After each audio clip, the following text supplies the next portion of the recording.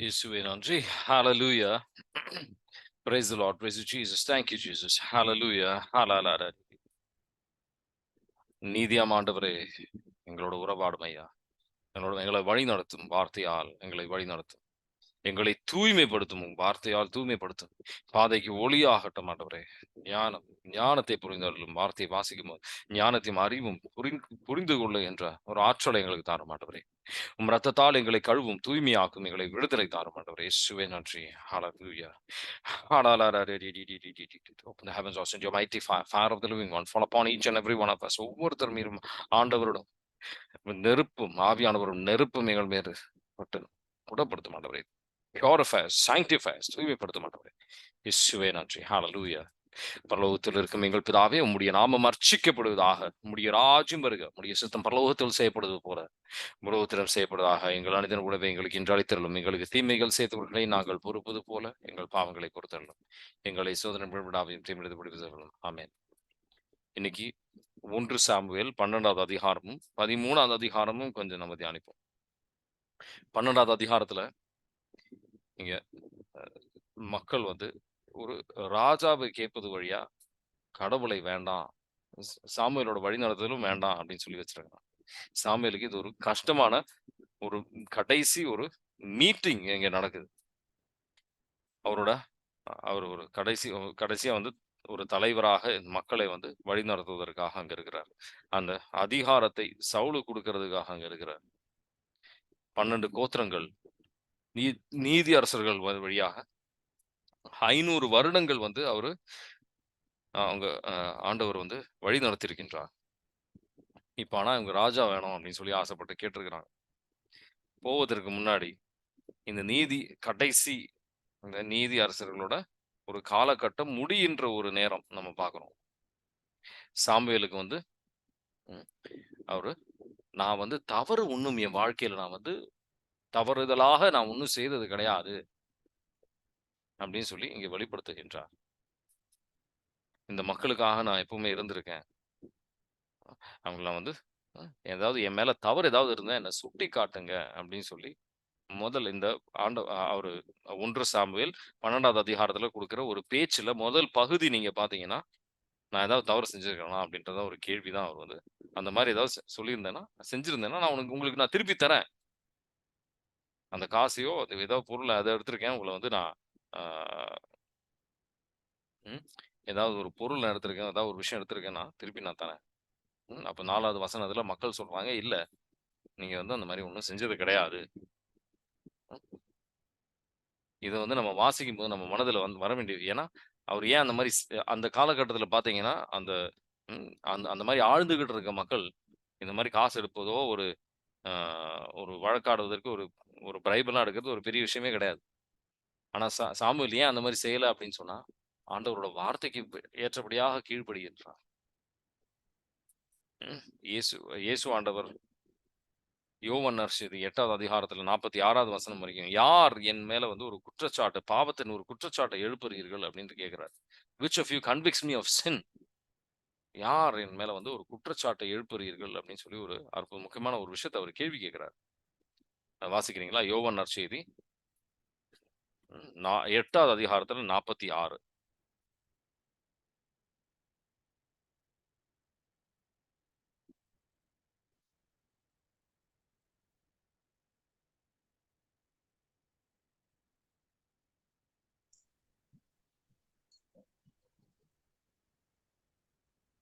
என்னிடம் பாவம் உண்டு என்று உங்களுக்குள் யாராவது என் மேல் குற்றம் சுமத்த முடியுமா? நான் உங்களிடம் உண்மையை கூறியும் நீங்கள் ஏன் என்னை நம்புவதில்லை? கடவுளை சார்ந்தவர் கடவுளின் சொல்லுக்கு செவி சாய்க்கிறார். நீங்கள் கடவுளை சார்ந்தவர்கள் அல்ல, அதனால் அவர் சொல்லுக்கு செவி சாய்ப்பதில்லை. அதே மாதிரி இயேசு ஆண்டவர் இறக்கும் தருவாயில் யோவான் நற்செய்தி 17வது அதிகாரத்துல 4வது வசனத்துல அவர் என்ன சொல்றாருன்னு பாருங்க. 17ல யோவான் நற்செய்தியிலே 17ல 4, நான் ஆண்டவரே நீங்க கொடுத்த அனைத்து பணிகளும் நான் செய்திருக்கேன். நீங்க கொடுத்த பணிகள் எல்லாம் நான் செஞ்சிருக்கிறேன். உங்களை நான் மகிமைப்படுத்திருக்கின்றேன் அப்படின்னு அவர் சொல்றாரு. அது மாதிரி நம்மளால சொல்ல முடியுமா? எடுத்து வாசிக்கிறீங்களா? 17ல 4. நான் செய்யுமாறு நீர் என்னிடம் ஒப்படைத்திருந்த வேலையை செய்து முடித்து நான் உம்மை உலகில் மாட்சிப்படுத்தினேன். ஆமென். ஆமீன். உலகில் நான் மாட்சிப்படுத்தினேன். அந்த விதத்தில் நம்ம செயல்படுகின்றோமா அப்படின்றதான் இங்க நம்ம தியானிக்கக்கூடிய ஒரு விஷயம். நம்ம அந்த கடைசி வரைக்கும் ஆண்டவருக்காக, ஆண்டவர் மகிமைக்காக மட்டும் சிந்திச்சு நம்மளால மட்டும் சிந்திச்சு நம்ம செயல்படுத்த முடியுமா? வாழ்க்கைய கொண்டு செல்ல முடியுமா? அப்படின்றதான் கேள்வி. இங்க 1 சாமுவேல் அடுத்த ஒரு விஷயம் நம்ம தியானிக்க போற விஷயம் 1 சாமுவேல் 12வது அதிகாரத்துல 6வது வசனத்துல இருந்து பாத்தீங்கன்னா, இதுவரைக்கும் நடந்த விஷயங்கள் எப்படி ஆண்டவர் இந்த மக்களை வழி நடத்தினார் அப்படின்னு சொல்லி எகிப்து தேசத்துல இருந்து காலகட்டத்தில இருந்து நீதியரசர்கள் காலகட்டம் வரைக்கும் ஆண்டவர் எப்படி வழி நடத்தினார் அப்படின்றத நம்ம தியானிக்கின்றோம். இந்த மக்களோட பாவத்தை சுட்டி காட்டுவதற்கு சாமுவேல் ரொம்ப யோசிக்கல. ஏன்னா கடவுள் எப்படி நீதி வாய்ந்தவராக இருந்தார், நீங்களும் அது மாதிரி இருக்கணும் அப்படின்னு சுட்டி காட்டுவதற்காக தான். அதுல முக்கியமான ஒரு வார்த்தை 7வது வசனத்துல ஒரு வார்த்தை ஆண்டவர் அவர் பயன்படுத்துகின்றார். அந்த வார்த்தையை நம்ம வாசிக்கும் போது ஸ்டாண்ட் ஸ்டில்ன்னு இருக்கும் இங்கிலீஷ்ல. ஆனா தமிழ்ல அதை நேரடியாவே போட்டிருப்பான். ஒரு வழக்காடுகின்ற ஒரு கோர்ட்ல போய் நிக்கிற மாதிரி. கோர்ட்ல போய் நிக்கின்ற மாதிரி அவர் கேள்வியை கேட்கின்றார். 7வது வசனம் 6ம் 7ம் வாசிக்கிறீங்களா? மீண்டும் சாமுவேல் மக்களிடம் கூறியது, ஆண்டவர் தாம் மோசேயையும் ஆரோனையும் நியமித்து உங்கள் மூதாதையரை எகிப்து நாட்டினின்று கொண்டு வந்தார். ஆண்டவர் திருமுன் நில்லுங்கள், உங்களுக்காகவும் உங்கள் மூதாதையருக்காகவும் ஆண்டவர் செய்த அனைத்து மீட்பின் செயல்களையும் முன்வைத்து அவர் முன்னிலையில் உங்களோடு வழக்காடுவேன். ஆமீன். வழக்காடு ஒரு கோர்ட்ல நிக்கிறாங்க மாதிரி தான் அந்த மாதிரி ஒரு சூழ்நிலை. உடன்படிக்கை அற்புதமான ஒரு உடன்படிக்கை உங்களுக்கு கொடுத்து, ஆனா இஸ்ரேல் மக்கள் யாருமே அதுக்கு கீழ்ப்படியவில்லை. அவர் சில தண்டனைகள் கொடுத்த அந்த வழியாக அவங்க எச்சரிக்கை பல கொடுத்ததுனாலும் அவங்க அது புரிஞ்சுக்கல. நீதியரசர்கள்ல 7 வாட்டி கீழ்ப்படியாமை, தண்டனை, அதுக்கப்புறம் விடுதலை. கீழ்ப்படியாமை, தண்டனை, விடுதலை. கீழ்ப்படியாமை, தண்டனை, விடுதலை அப்படின்னு 7 வாட்டி அவங்க கஷ்டப்பட்டிருந்தாலுமே, முழுமையான ஒரு இதயத்தோடு ஆண்டவரை நாடவில்லை. முழுமையான இதயத்துல அவங்க நாடவில்லை. கடவுளை நாடவில்லை. ஆனா இஸ்ரேல் இந்த மாதிரி ஒரு அற்புதமான ஒரு ஆண்டவர் அதிசயங்கள் நிறைய செய்திருக்கிறார். ஆனா அவங்க எப்படி அவங்க அதுக்கு பதில் கொடுத்துருக்கணும். நிறைய அதிசயம் செய்திருக்கிறார். எல்லா அதிசயங்களும் ஆண்டவர் இங்க சாமுவேல் வழியாக வெளிப்படுத்துகின்றார். ஆனா அவங்க எப்படி அதுக்கு பதில் கொடுத்துருக்கணும். நம்பிக்கையை வச்சிருக்கணும். நம்பிக்கை வைக்கிறதுக்கு பதிலா அவங்க என்ன பண்றாங்க, அமோனியர்கள் கொஞ்சம் பிரச்சனை பண்ண உடனே ராஜா வேணும், ஆண்டவர் ஆழ்ந்ததெல்லாம் போதும் அப்படின்னு சொல்லி 500 வருடம் ஆழ்ந்தாரு அப்படின்றது ஒரு முக்கியமே இல்லாம ராஜா வேணும் அப்படின்னு சொல்லி கேட்க ஆரம்பிச்சிருக்கலாம். ஆனா கடவுளை நம்ம ஒரு என்ன சொன்னா அவருக்கு சர்ப்ரைஸா ஒன்றும் செய்ய முடியாது. இந்த மக்களுக்குள்ள என்ன இருக்கு அப்படின்னு சொல்லி அவருக்கு தெரியும். அதனால அவரு சாமுவேல் வழியாக அவரோட வல்லமையை அங்கு வெளிப்படுத்துகின்றார். சாமுவேல் வழியாக அவரோட வல்லமையை அங்கு வெளிப்படுத்துகின்றார். 16வது வசனத்திலிருந்து 16வது வசனத்திலிருந்து 20வது வசனம் வரைக்கும், சாரி 21, 16ல இருந்து 21 வரைக்கும் நல்லா கூர்ந்து கவனிங்க. முக்கியமான விஷயத்தை நீங்க புரிஞ்சுக்கலாம். 16ல இருந்து 21 வாசிக்கிறீங்களா? 1 சாமுவேல் 12 பிரதர். 12வது அதிகாரத்துல 16ல இருந்து 21. நீங்கள் ஆண்டவர் அவருக்கு பணிந்து அவர் குரலுக்கு செவி கொடுத்து ஆண்டவரின் கட்டளைக்கு எதிராக கலகம் விளைவிக்காமல் இருந்தால் நீங்களும் உங்கள் ஆளும் அரசரும் உங்கள் கடவுளுமாகிய ஆண்டவரை பின்பற்றுவராக இருப்பீர்கள். ஆனால் நீங்கள் ஆண்டவரின் குரலுக்கு செவி கொடுக்காமல் அவர் தம் கட்டளைக்கு எதிராக கலகம் விளைவித்தால் ஆண்டவரின் கை உங்கள் மூதாதிற்கு எதிராக இருந்தது போல உங்களுக்கும் எதிராக இருக்கும். இப்பொழுது ஆண்டவர் உங்கள் கண்களுக்கு முன்பாக செய்யவிருக்கும் மாபெரும் நிகழ்ச்சியை நின்று பாருங்கள். இன்று கோதுமை அறுவடை அன்றோ? இடியும் மழையும் அனுப்பும்படி நான் ஆண்டவரிடம் மன்றாடுவேன். உங்களுக்காக ஒரு அரசனை கேட்டது ஆண்டவர் கண்முன் நீங்கள் செய்த மாபெரும் குற்றம் என்பதை இதனால் நீங்கள் கண்டுணர்வீர்கள். சாமுவேல் ஆண்டவரிடம் மன்றாட ஆண்டவர் அன்று இடியும் மழையும் அனுப்பினார். மக்கள் அனைவரும் ஆண்டவரிடமும் சாமுவேலிடமும் மிகுந்த அச்சம் கொண்டனர்.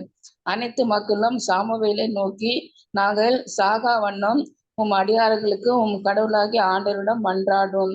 ஏனெனில் நாங்கள் செய்த பாவங்கள் அனைத்தோடும் எங்களுக்காக ஓர் அரசனை கேட்ட இந்த குற்றமும் சேர்ந்து கொண்டது என்றனர். பின் சாமுவேல் மக்களிடம் கூறியது, அஞ்ச வேண்டாம். நீங்கள் இக்குற்றங்களை எல்லாம் செய்திருப்பினும் ஆண்டவரை பின்பற்றுவதிலிருந்து விலகாமல் அவரையே உங்கள் முழு மனதோடும் வழிபடுங்கள்.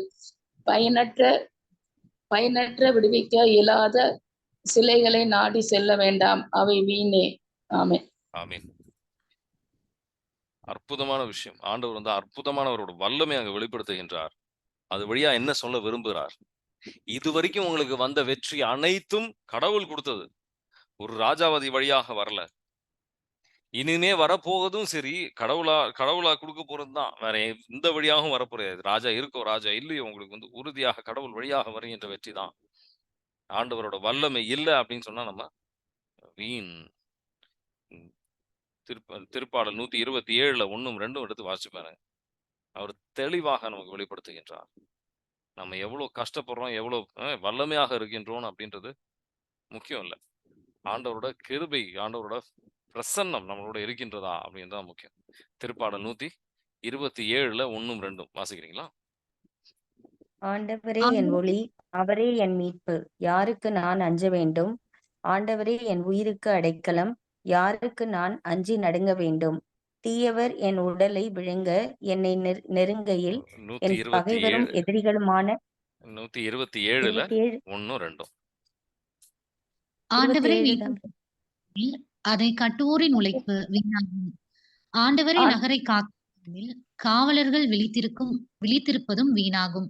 வைகரையில் விழித்தெழுந்து நள்ளிரவில் ஓய்வெடுக்கும் வரை மானிடர் தம் உணவுக்காக வருந்தி விழைப்பது வீணே.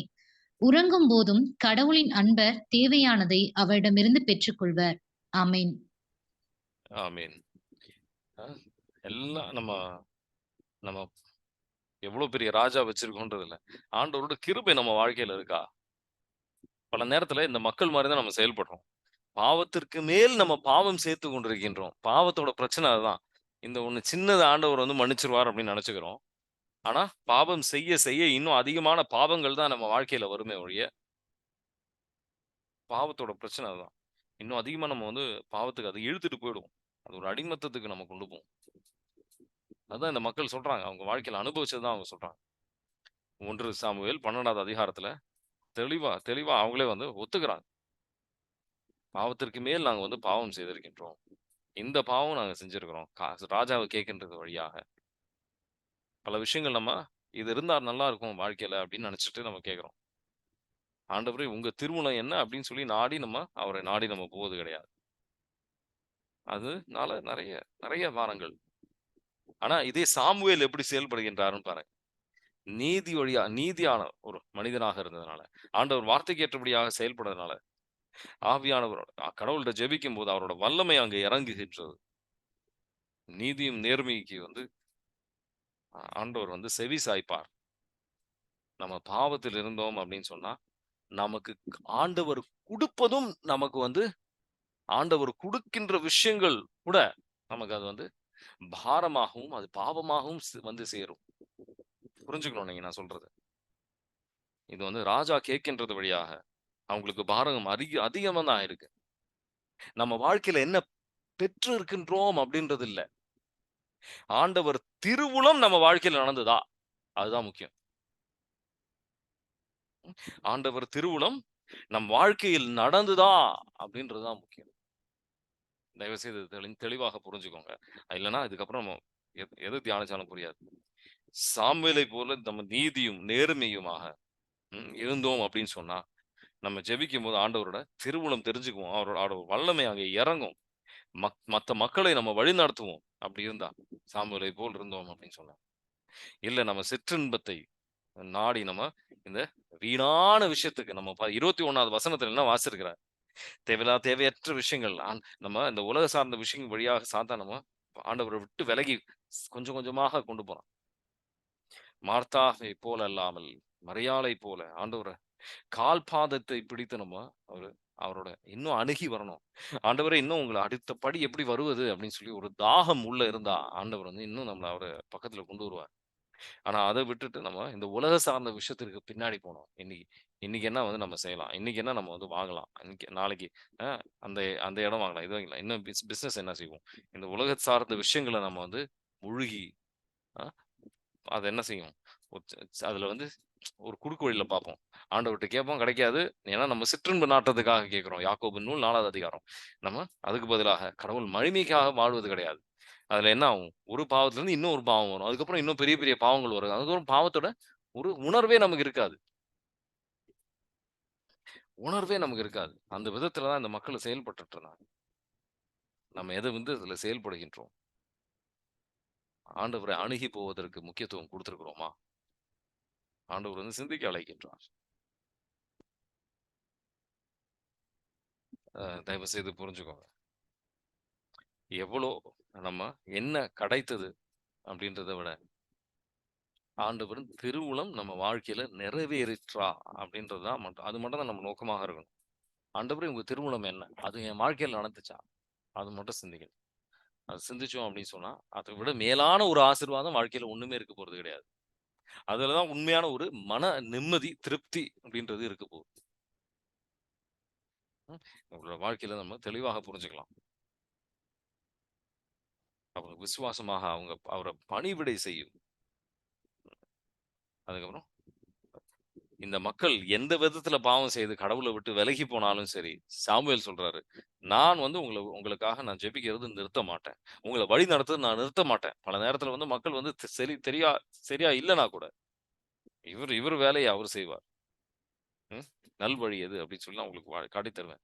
ஆனா பாவம் செய்தால் அப்படின்னு சொன்னா, நீங்களும் உங்க ராஜாவும் வந்து கடவுள விட்டு வெகு தூரம் கொண்டு செல்லப்படுவீர்கள் அப்படின்னு சொல்லி கடைசி வசனம் 25வது வசனம் வாசித்தீங்கன்னா, நீங்க புரிஞ்சுக்கலாம். ம். அடுத்த 13வது அதிகாரம் 1வது வசனத்திலிருந்து பார்த்தீங்கன்னா, 2 வருடங்கள் 2 வருடங்கள் சவுல் ஆழ்ந்து கொண்டிருக்கின்றார். அ ஆழ்ந்து கொண்டிருக்கின்றார். அவர் என்ன பண்றாரு? 3,00,000 பேர் 3,00,000 பேர்ல இருந்து 3,000 பேர் தேர்ந்தெடுத்து முக்கியமான இது இது போறதுக்கு முன்னாடி முக்கியமான ஒரு வசனத்த வாசிப்போம். எபிரெயர் 10வது அதிகாரத்துல 9வது வசனம். எடுத்து வாசிக்கிறீங்களா? எபிரெயர் 10ல 9.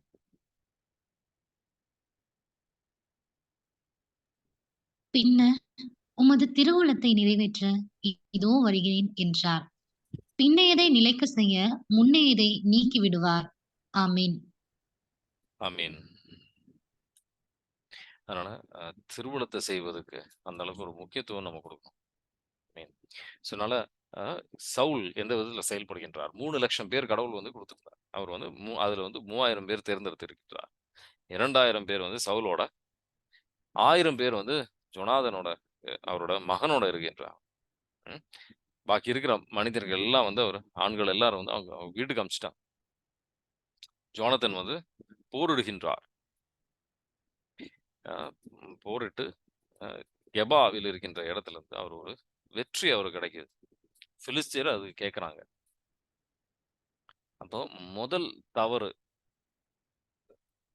சவுல் செய்கின்றார். முதல் தவறு என்னன்னா, ஹெப்ரியர் இது கேட்கட்டும் அப்படின்னு அவர் சொல்றார். ம். 1 சாமுவேல் 13வது அதிகாரத்துல 3வது வசனம் வாசிக்கிறீங்களா? யோனத்தான் கேவாவில் எல்லை காவலில் இருந்த பெலிஸ்தியரை வெட்டி வீழ்த்தினார். பெலிஸ்திய மக்கள் அதை கேள்வியுற்றனர். எபிரேயரும் இதை கேட்கட்டும் என்று நாடெங்கும் சவுல் எக்காலம் ஊதுவித்தார். ஆமீன். ஆமீன்.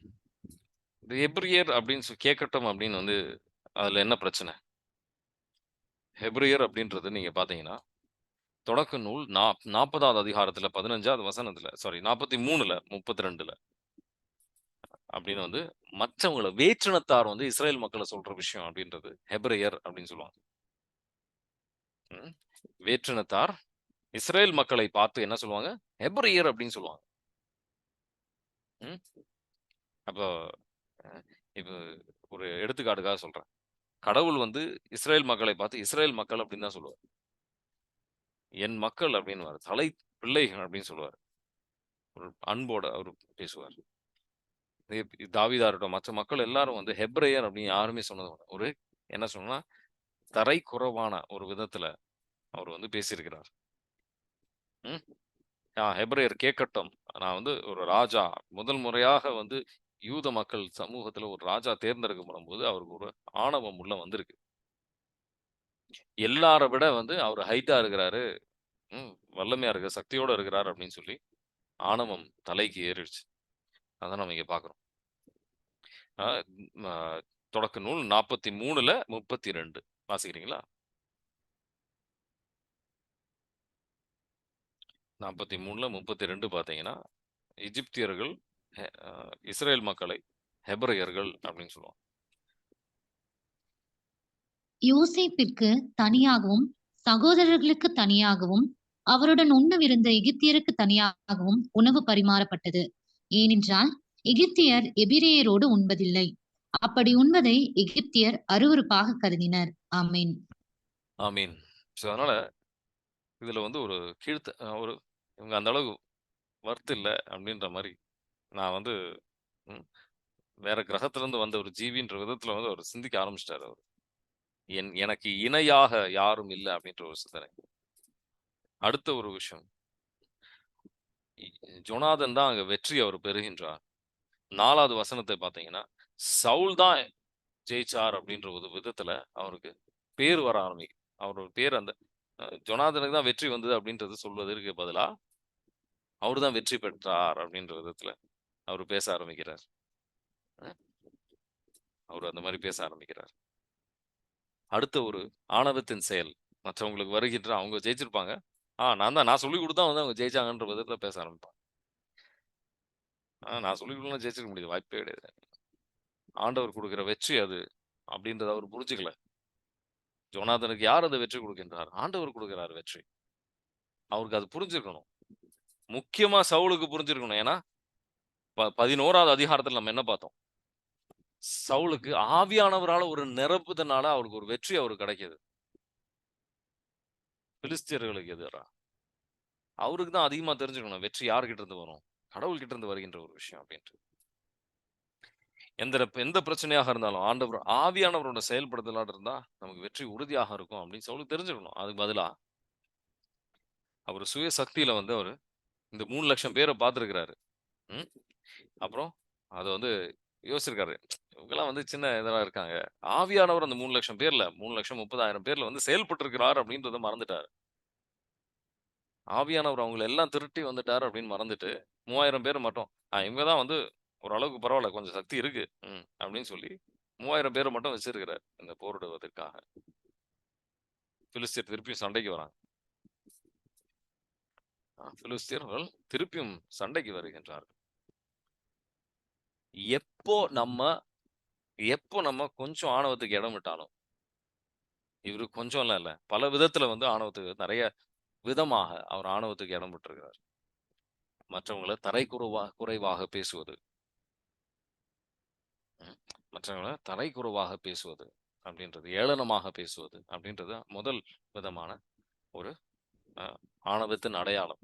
சில நேரத்துல நம்ம அது ஒரு ஜோக்கு வழியாக பேசுவதா கூட இருக்கலாம், சிரிக்க வைக்கிறதுக்காக பேசுறதா இருக்கலாம். ஆனா அந்த விதத்திலையும் வந்து நம்ம சாத்தான் வந்து நம்ம வாழ்க்கையில உள்ள வருவதற்கு வாய்ப்புண்டு. திருப்பாடல் 1வது அதிகாரத்துல 4ல இருந்து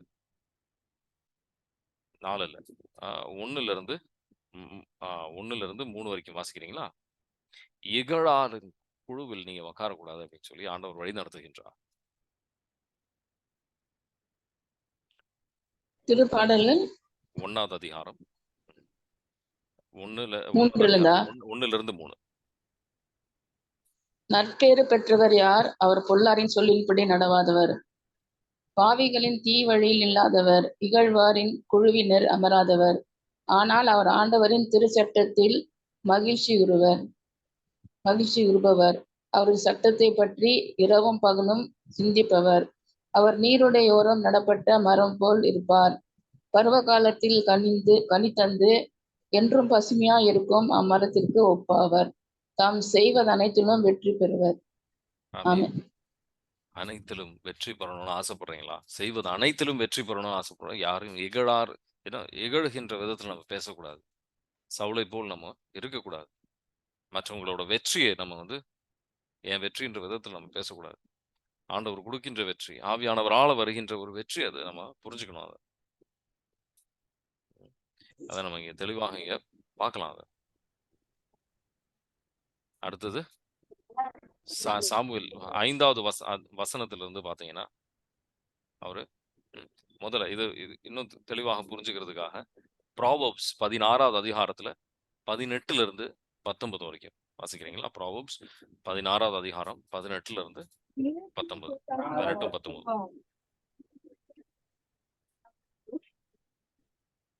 16ல 18, 19.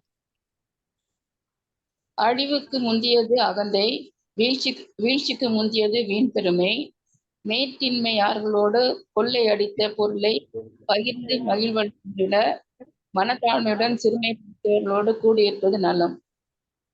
ஆமென்.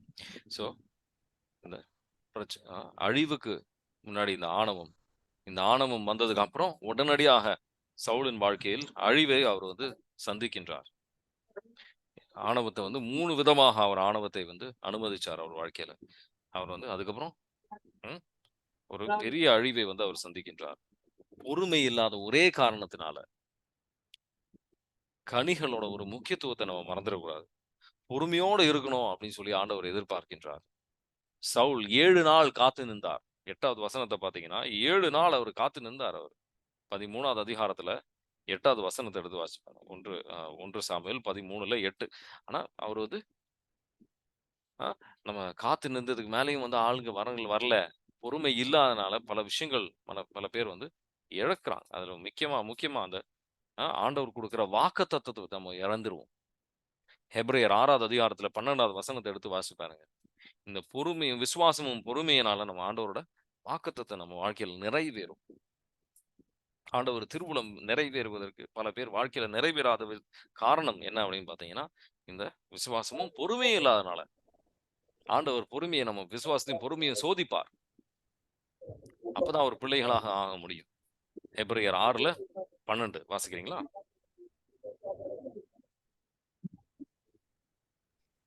இவ்வாறு நீங்கள் தளர்ச்சிக்கு இடம் கொடாமல் நம்பிக்கையாலும் பொறுமையாலும் இறை வாக்குறுதிகளை உரிமை பேராக பெற்றவர்களைப் போல் வாழுங்கள். ஆமென். ஆமென்.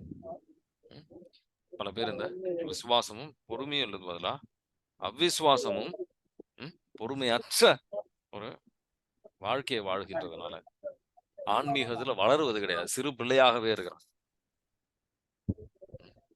சரீர அளவுலையும் சரி நான் வாழ்ந்திருக்கிறாங்க. இந்த உலக அளவு சிந்தனைத்துல வந்து வாழ்ந்திருக்கிறான். ஆன்மீகத்துல அவங்க வாழ்வது கிடையாது. பொறுமை இல்லாத ஒரே காரணத்தினால பல பேர் நான் வாழ்க்கையில பார்த்திருக்கேன். பொறுமையாக இருந்தாங்கன்னா பல விதமான ஆசீர்வாதங்கள் அவங்க வாழ்க்கையில பெற்றிருப்பாங்க. நம்ம உள்ளத்தை அர்ப்பணிப்போம். ஆண்டவரே, பல சூழ்நிலையில் பாவத்திற்கு மேல் பாவத்தை நான் வந்து எங்க வாழ்க்கையில வந்து கொண்டிருக்கின்றது.